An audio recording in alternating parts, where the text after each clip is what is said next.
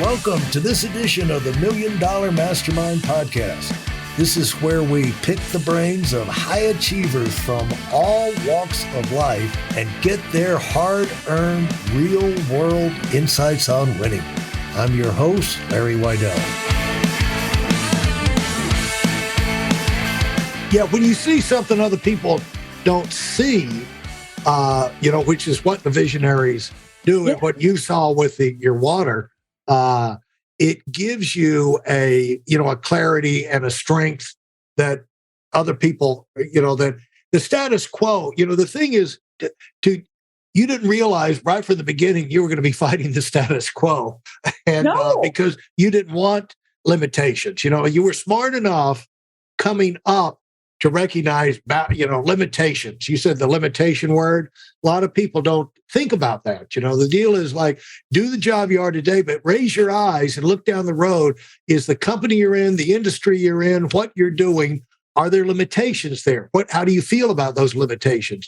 Are you going to accept those things? Or are you going to do things that allow you to, where you will have unlimited potential, and that's what, the big companies, the things that people listening to this need to realize, don't be discouraged if you get out there and get put down by people that are the respected, reputable, established companies, the big behemoths out there, because they are invested in keeping things pretty much the same way.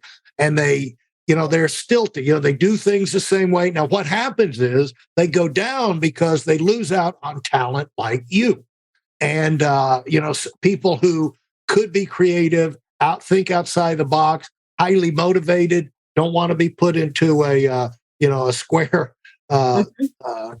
and stay there, cubicle. And, they want, they've got more energy. And so that's why the young companies have a chance. They give you more opportunity. They're going to attract people who probably are turned down, by the big established companies, and that's probably a good thing. If you got turned down there, raise your sights and think, maybe this could be good for me, because maybe I'd be in a slow growth or a limited growth situation if I got what I thought was a dream job. I'll tell you something which you could relate to. We had conventions in Atlanta, and we would always stay at the Georgia Dome. At the time, it was the Georgia Dome Convention Center down there. And one time we were in there, and I'm at the CNN elevator with Ted Turner and Jane Fonda, waiting for the elevator. And this is when they were just starting together.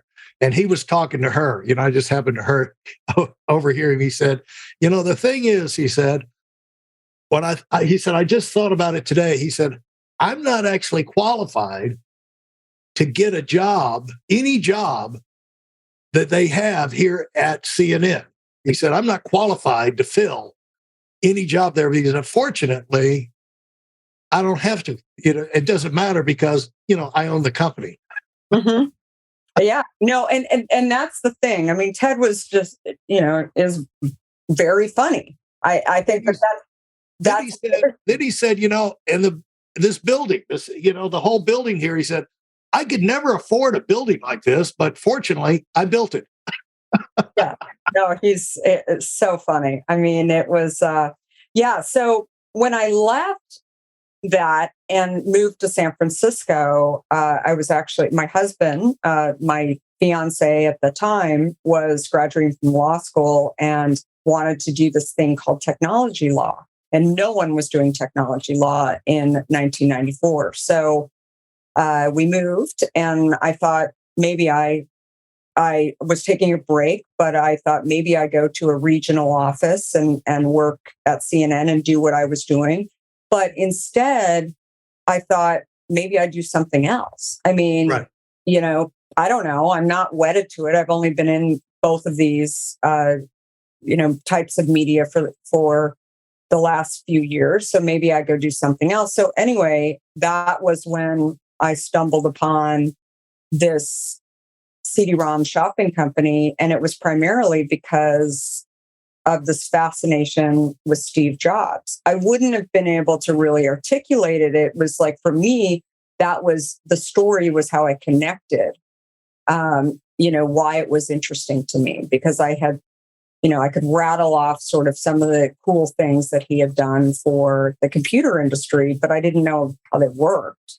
And I think go ahead. Do you remember what the guy told you about his experience for what it was like to work with Steve Jobs? Well, I think, he would say that he was, very much how I think most founders are, that he had strong opinions. He was relentless in actually focusing on, what was kind of the goal and getting it done.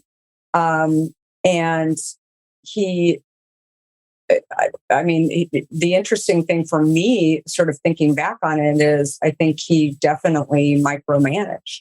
Yeah. Many people who worked alongside him that I've, been fortunate to meet over the years. But I think that, looking at sort of the most successful founders in many different industries, which I've been really fascinated and have studied, I think that there's a consistent thread amongst, you've got to be able to lead a company. You've got to be able to have that vision in order to get people to jump in the boat with you, right? Yeah. And I think what Steve was probably doing, while supporters may call it micromanaging, I think Steve was very good at hiring people who knew more than he did. I think primarily because he wanted to learn from them, and he wanted to be better. He wanted to win, right? He had an idea and he hired people probably because he was curious about things and he wanted to achieve things. So that was, really smart. But I think more than anything, you have to keep pushing the line forward for people and setting goals. But sometimes that's hard, right? I think that especially if you're not articulating the goal and the new goal constantly, it just depends. But I think that the other thing about Steve that's obvious to anybody listening is, that he was about simplicity and about the messaging, and that the consumer didn't need to know how things worked.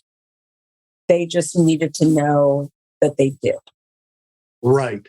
And you get a product that they want, And I've always said about if people think like Disney World, Disneyland, what do you think of? Fun, great with smiles, the family, and a great experience. And I said, yeah, that's what you think of. That's the veneer. But underneath, behind there, you got the most technologically advanced machinery, software, employee training, this, that, and the other, to deliver that ice cream type experience. They hide all that from you. Yeah, it's interesting. I'm going to take a sip of hint right now. Here's the hint bottle. But a lot of people have said, why don't more people knock you off and do this product? Like, how have you maintained such a large lead in this category? Yeah, that's a good question, because how hard could it be? How hard could it be? And it ends up that it's pretty tough, because you're using real fruit. People want to cut corners and make it products. There you go. They want to use, flavor houses and things that are, you're not going to get the right taste. It's not that it hasn't had competition over the years. Coke had tried to knock it off 5 times in the last 17 years. 5 times.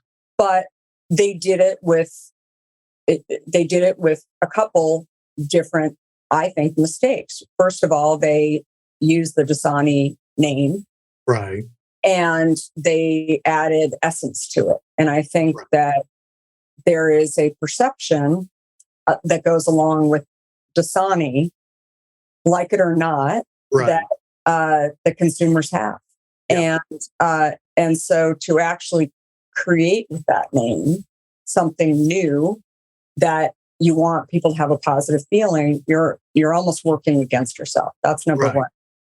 And number two, they used the cherry syrup that they probably use in cherry Coke to actually, create the product. But what was fascinating to me, and it's something that, I talk about in the book too, I used to think primarily because people would tell us this, especially when we were early on trying to get shelf space or raise money. They're like, as soon as Coke or Pepsi comes out with a competitive product, you're toast. I mean, Right. Yeah.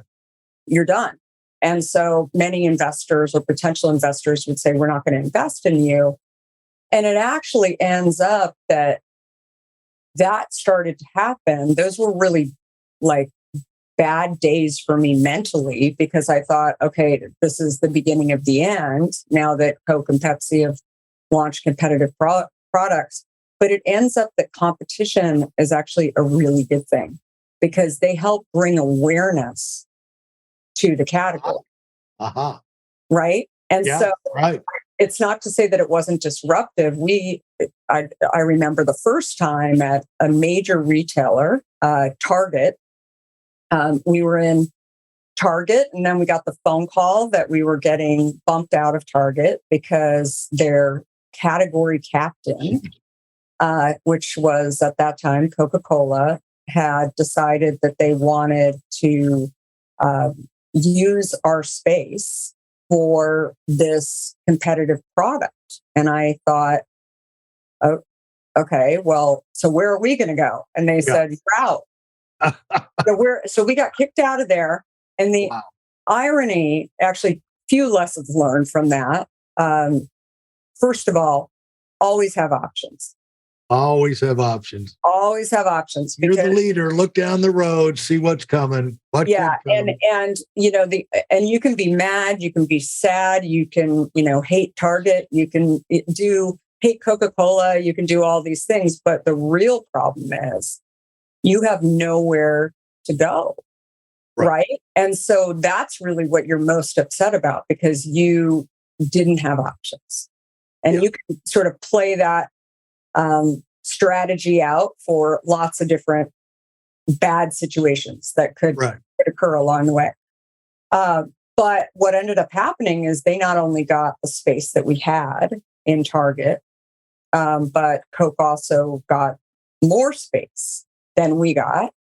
And because they were, important customers to Target. And then about 3 months later, we got a phone call from Target, and they said, Coke decided that they don't want to, the numbers weren't good enough for them. They didn't sell enough product, and they aren't going to do this category anymore. And we actually like the category. We have consumers that want the category. So we're inviting you back in, and not only inviting you back in, but you get the additional space that Coke had. So we gained space.